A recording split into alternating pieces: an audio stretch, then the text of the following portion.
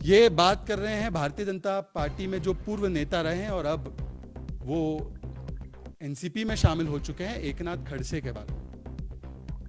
खड़से साहब को साहब के पास लेकर जाता हूं मैं। जयंत पाटिल ऐसे लोग अजीत पवार साहब के पास जाते हैं, मैं नहीं आऊंगा, क्योंकि मैं आया तो राष्ट्रवादी का वकील हूं, इसका सबूत मिल जाएगा। ये स्पेशल पब्लिक प्रोसिक्यूटर कह रहे हैं।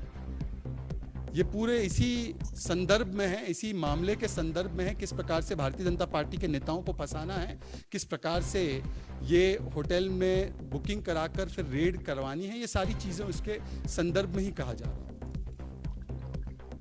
कुछ और आपको अंश पढ़कर सुनाऊंगा, क्योंकि काफी लंबा है, 125 घंटे का फुटेज है। वैसे तो अगर देखा जाए तो कल देवेंद्र फडणवीस जी ने बताया कि इसकी 25-30 अच्छी वेब सीरीज बन सकती है, परंतु फर्क सिर्फ इतना है कि वेब सीरीज तो ऐसी घटनाओं पर बनती हैं जो वास्तविक नहीं होती है, परंतु ये वास्तविकताएं की बातें हैं, ये जो असलियत में हो रहा था और ये जो साजिशें रची जा रही थी, ये उसका प्रमाण।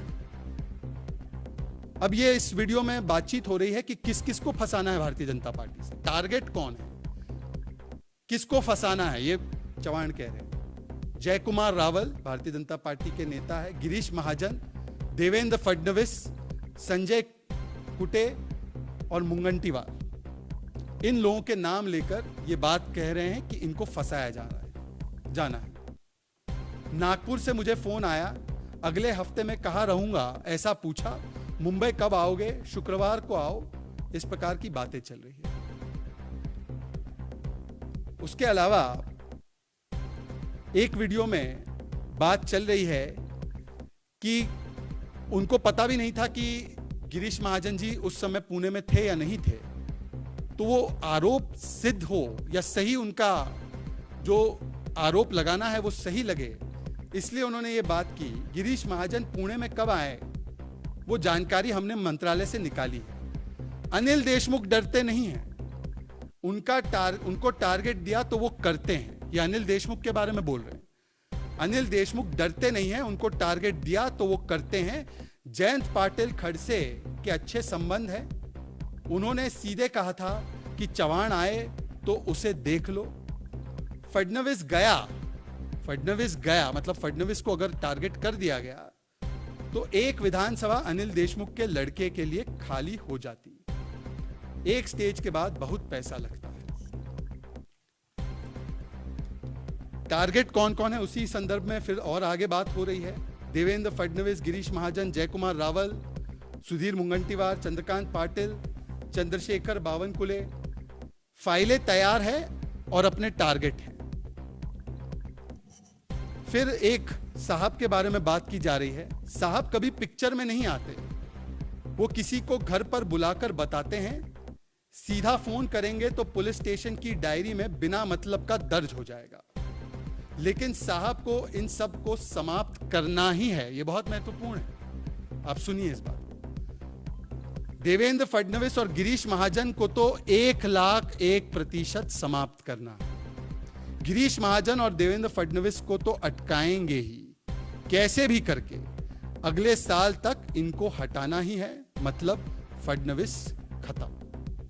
ये इस प्रकार की बातें हो रही हैं और इस प्रकार की प्लानिंग सर्वोच्च सरकार के जो कर्ता धर्ता है उनके आशीर्वाद के साथ स्पेशल पब्लिक प्रोसिक्यूटर के दफ्तर में, जो कि एक अड्डा बन चुका है महाकतल खाने का, उसमें ये सारी बातें की जा रही है। कुछ और दिलचस्प बातें भी हैं जो बातें चलती हैं, केवल इस केस के बारे में नहीं, और अनिल देशमुख के बारे में कुछ बातें जिसको मैं कहता हूं कि जो कन्फेशन, आखिरी कन्फेशन की जरूरत है। वैसे तो अनिल देशमुख अभी भी जेल में है, उनको कोर्ट से रिलीफ नहीं मिली है, परंतु जिस विषय के लिए वो जेल में है उसके बारे में भी क्या बात की जाती है वो जरा सुनने लायक है। वीडियो में कहते हैं, अनिल देशमुख जी ने तो ट्रांसफर में पैसे कमाए, ये स्पेशल पब्लिक प्रोसिक्यूटर कह रहे हैं और सरकार के मुलाजिम हैं। अनिल देशमुख जी ने ट्रांसफर में पैसे कमाए, 100 करोड़ से भी ज्यादा, कम से कम 250 करोड़, सिर्फ ट्रांसफर में ही नहीं, गाड़ी की खरीदारी में भी, निर्माण कार्य का भी टेंडर, ऐसे कई रास्ते हैं। 2 साल में कम से कम 250 करोड़ रुपए कमाए हैं। क्या लगता है, मुंबई में तो 100 बड़े बिल्डर हैं, हर एक ने 2-3 करोड़ दिए तो 200-300 करोड़ बड़े आसानी से जमा हो जाते हैं। बिल्डर के लिए 2 करोड़ की रकम कोई बड़ी बात नहीं है। यह बात तो तय है कि अनिल देशमुख हमारे काम आ सकते थे। मैं साहब का आदमी हूं, लेकिन मैं फोटो नहीं रखता, संबंध नहीं दिखाता हूं, कभी स्टेटस भी नहीं रखता हूं। परंतु अनिल देशमुख के जो काले कारनामे थे उसके विषय में भी सरकार के स्पेशल पब्लिक प्रोसिक्यूटर क्या कह रहे हैं वो आपके सामने है। इसके अलावा आखिरी अंश कुछ सुनाता हूं और फिर अपनी बात को मैं समाप्त करूंगा।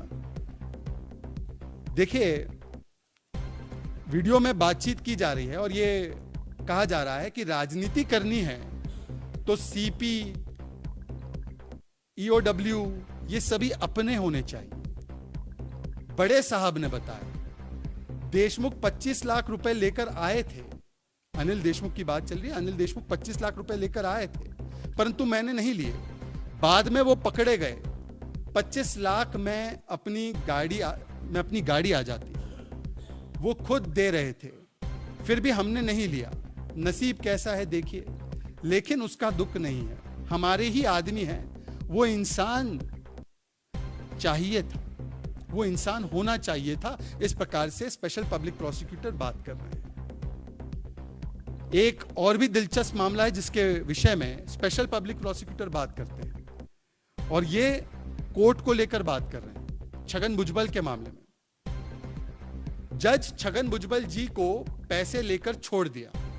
यह बहुत गंभीर आरोप है। ये स्पेशल पब्लिक प्रोसिक्यूटर महाराष्ट्र सरकार के ये कह रहे हैं और इतना बड़ा आरोप लगा रहे हैं न्यायालय पर कि जज छगन भुजबल जी से पैसे लेकर उन्हें छोड़ दिया।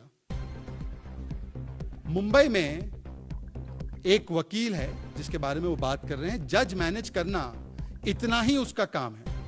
1 करोड़ तय हुआ था, 50 लाख वो रखती है और 50 लाख देती है। गिरीश महाजन की फाइल थी, वो आगे देनी चाहिए। रावल को अंदर डाल दिया होता और महाजन को उठा लेते, इन दोनों को उठा लेते तो डर जाते। फिर अनिल गोटे जो नेता है उनसे भी फोन कॉल पे बात की जा रही है और वो बात कर रहे हैं, वो संजय राउत ये बात अनिल गोटे से कर रहे हैं। अनिल गोटे कौन है आप जान सकते हैं, महाराष्ट्र की राजनीति आप उससे वाकिफ हैं। वो संजय राउत ने 3.5 नेता कौन से बताए हैं, ये संजय राउत की यहां पर एंट्री। तावड़े, गिरीश महाजन, रावल, देवेंद्र फडणवीस, रंजीत पाटिल, हमारे पास सभी फाइल्स है, जेरोक्स देता हूं, कहां मिलना है? वहीं आरबीआई के नजदीक 302 नंबर के कमरे में। तो इस प्रकार से ये बातें चल रही है और इसमें अगर आप आगे जाएंगे, ये 125 घंटे का फुटेज देखेंगे तो रश्मि शुक्ला के मामले में भी किस प्रकार से उनको फंसाना है उसके बारे में भी, कॉल पे क्या बातचीत हो रही है, वीडियो में क्या बातचीत हो रही है, जो इस पूरे मामले के वकील है एमडी पाटिल, उनके साथ उसका भी इसमें कन्फेशन है।